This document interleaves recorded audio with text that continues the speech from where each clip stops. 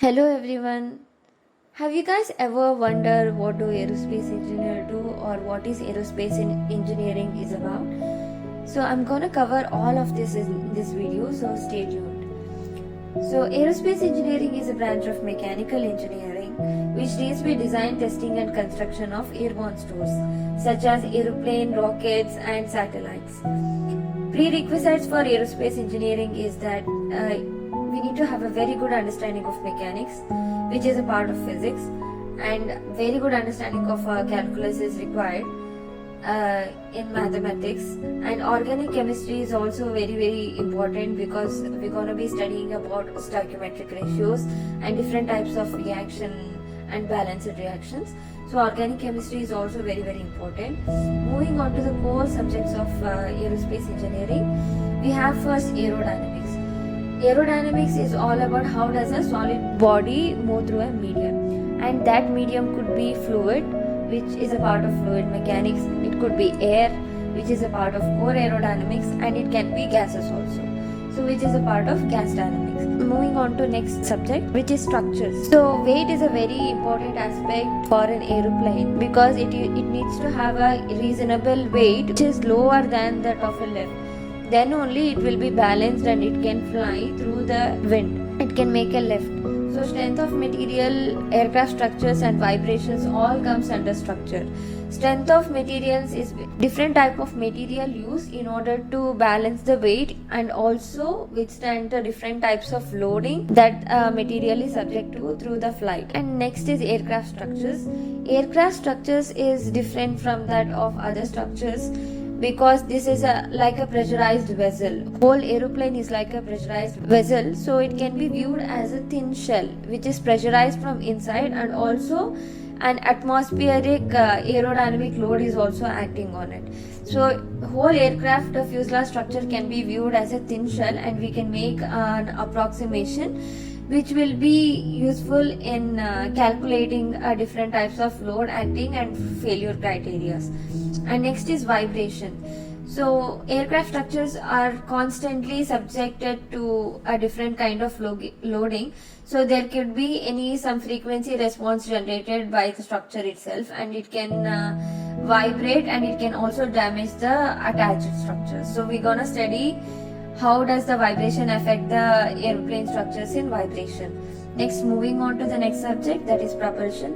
There is two parts to propulsion, which is aircraft propulsion and rocket propulsion. Main difference between these two propulsion is that aircraft propulsion has air going inside the propulsion system, and it is combined with the fuel and it is burned and then exhausted outside.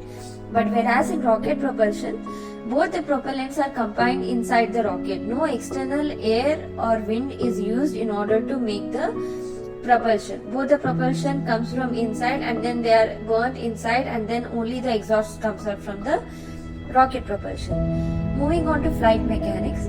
Flight mechanics also has two parts to it, which is flight parameters and flight control. Flight parameters is all about different types of altitude, different types of measuring devices that we use in order to predict the location and the speed and the flight parameters in order to make a pilot understand more about the flight. Since he cannot see anything properly if he is beyond a certain height, like 20,000 kilometer and above, so he cannot see anything. So with the help of flight parameters only, he can recognize where he is and in what direction he has to move. So all the flight parameters will be studied in flight mechanics.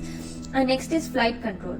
Flight controls involve ailerons, elevators and rudder, which are used in order to make a lift, in order to take off, in order to maintain a steady flight, in order to land. All these control surfaces are used. And what are the types of reaction that they generate while making these types of maneuvers, and how does it affect the aircraft, and what type of force the pilots needs to give in the flight in order to control these forces are all studied in flight control. And next is orbital mechanics. Orbital mechanics is about satellites and how they are orbiting the Earth, and what are the solar system, what are the orbital mechanical parameters that we use in order to define the motion of the satellite around the earth or motion of the earth around the sun. Everything is studied in orbital mechanics.